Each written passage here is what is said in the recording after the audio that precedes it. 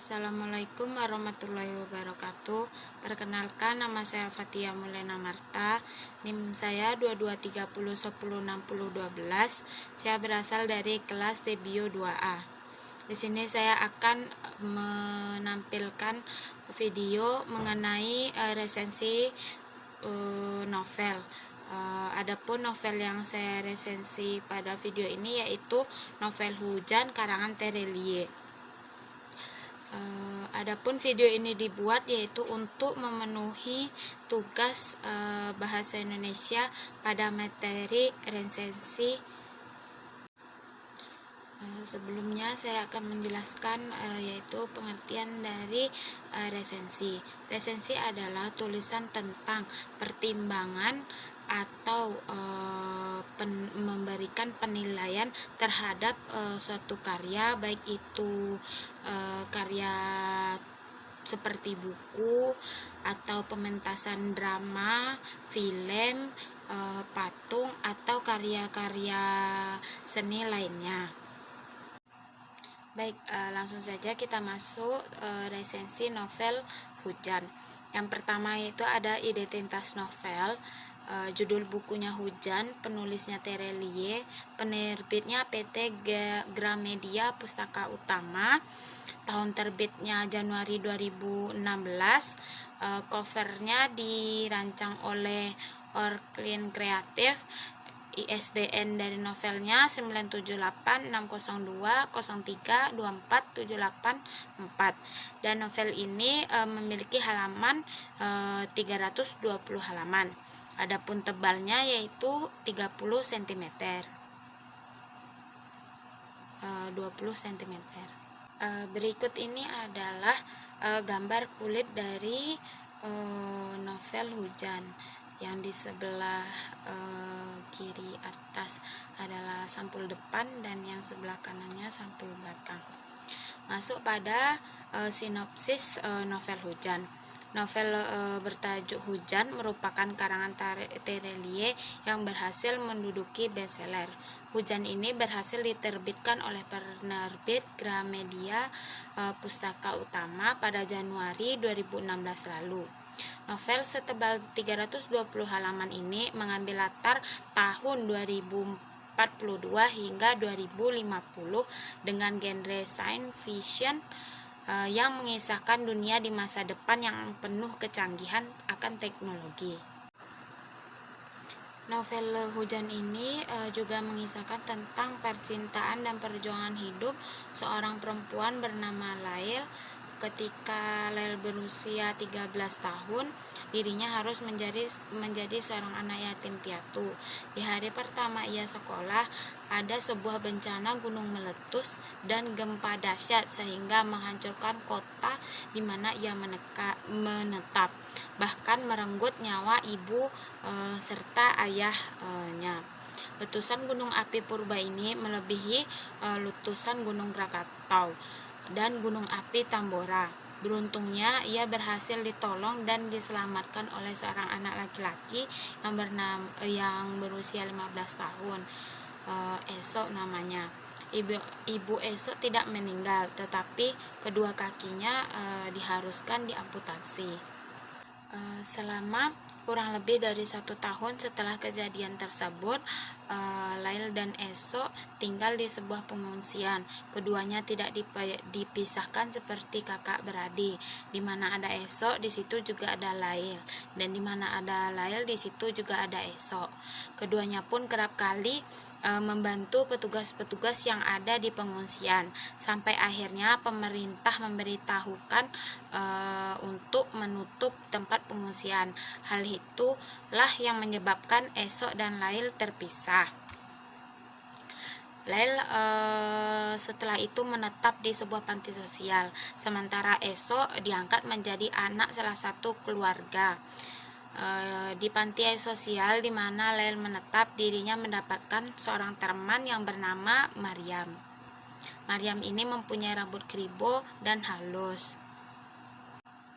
Saat tinggal di panti asuhan, ada beberapa peraturan yang perlu dipatuhi dan dilaksanakan oleh Lail dan kawannya Maryam tadi. Lail juga kadang merindukan sosok Esok.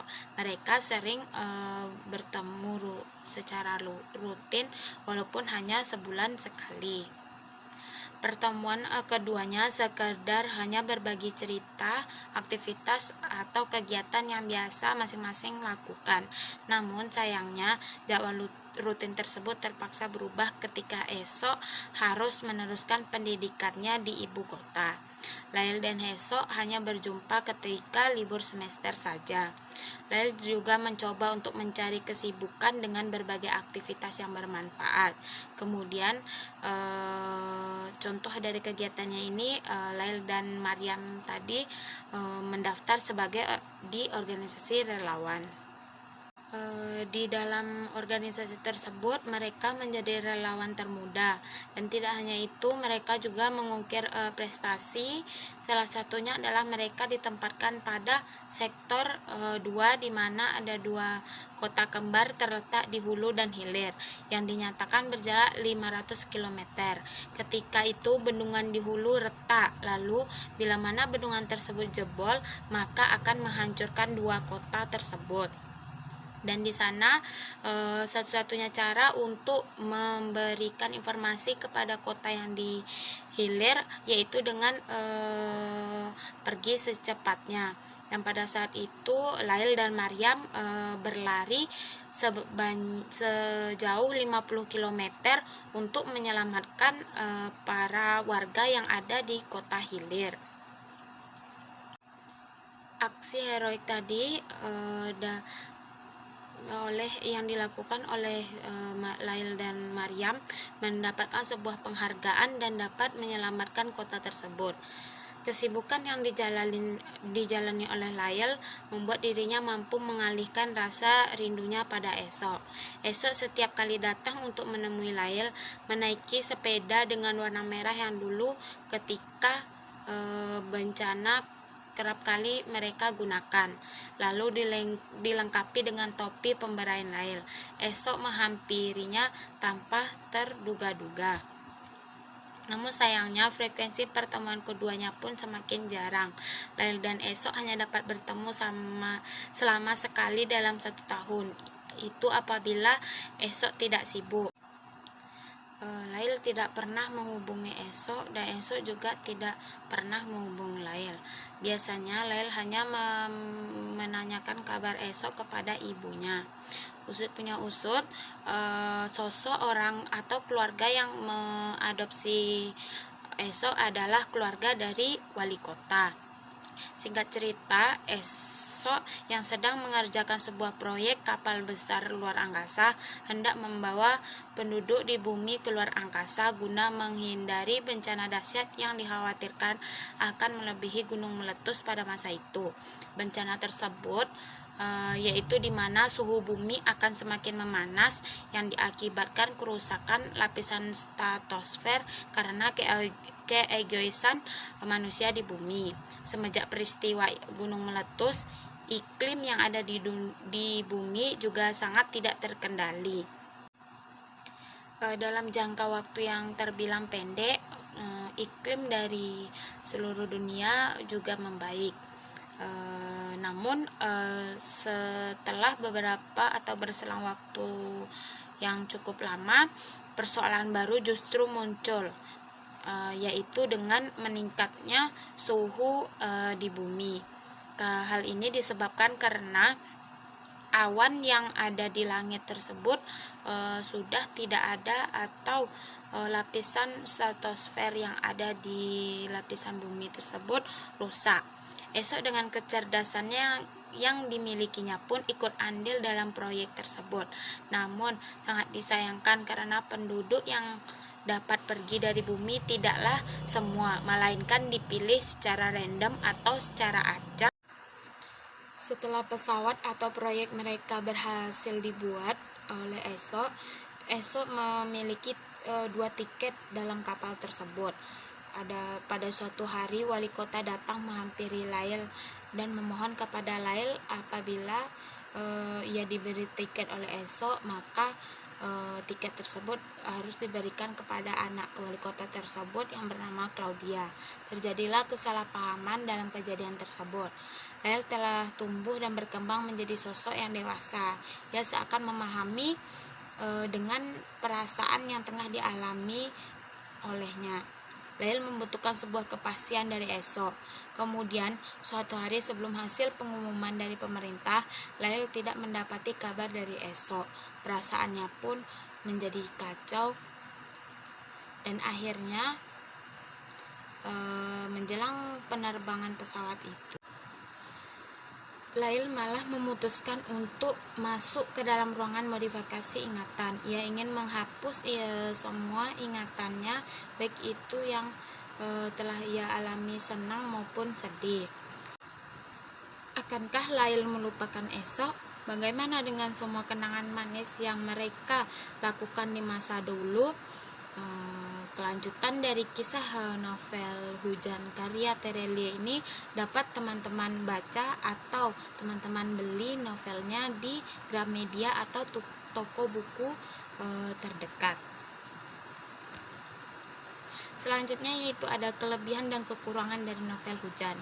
Yang pertama, kita bahas dulu kelebihan. Kelebihan dalam novel ini terletak pada topik atau tema yang diangkat, dibungkus dengan bahasa yang ringan dan sederhana sehingga dipahami mudah oleh pembaca.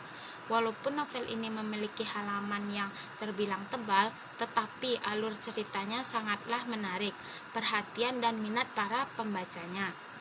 Alur ceritanya sesuai dan tidak bertele-tele.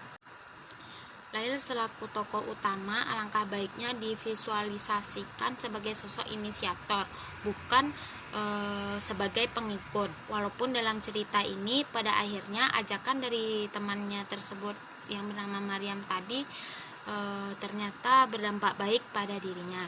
Selain itu, segala aspek yang memuat di dalamnya murni hanya membahas mengenai ilmu pengetahuan dan teknologi tanpa menyinggung persoalan agama sedikit pun. Namun, sang penulis menyebutkan bahwa seterkemuka dan secanggih apapun sesuatu teknologi, tidak akan ada yang dapat mengalahkan kekuasaan dari Tuhan. Hal tersebut bisa dikatakan bertentangan dengan persoalan yang telah disinggung sebelumnya. Terbukti bahwa di novel ini tidak adanya kegiatan yang menyinggung keagamaan, seperti bentuk ibadah atau berdoa. Ditemukan pula adanya kesalahan penulisan dan kalimat yang membuat pembaca menjadi bingung. Contohnya terletak pada halaman 120, tertulis bahwa tokoh Lail dan Mariam hendak ditugaskan pada sektor 3, sementara di halaman setelahnya tertulis bahwa keduanya hendak pergi ke sektor 4 sebagai penugasan pertama. Dan materi yang terakhir yaitu ada pesan moral dari novel Hujan. Adapun pesan dan moral yang dapat ditarik dari kisah novel ini diantaranya yaitu ada kisah persahabatan. Persahabatan digambarkan guna untuk saling menguatkan dan membantu, baik dalam keadaan suka maupun duka. Adapun amanat dalam novel ini yaitu kita harus menerima dan mensyukuri nikmat dari Tuhan. Sesungguhnya sebuah buah melupakan yang menjadi masalahnya. Tetapi bagaimana cara kita agar bisa menerimanya. Kasih sayang merupakan sebuah perasaan yang tulus hadir dalam sebuah hati. Dan di dalam novel ini terdapat nilai kasih sayang yang ditunjukkan oleh tokoh-tokoh dalam cerita, baik kepada orang tua, sahabat, ataupun orang lain. Dan terakhir yaitu biografi dari penulis resensi novel Hujan ini, yaitu dengan bisa teman-teman dan audien lihat pada layar. Baik, itu tadi resensi atau pandangan serta penilaian saya terhadap novel dari Hujan yang ditulis oleh Terelie.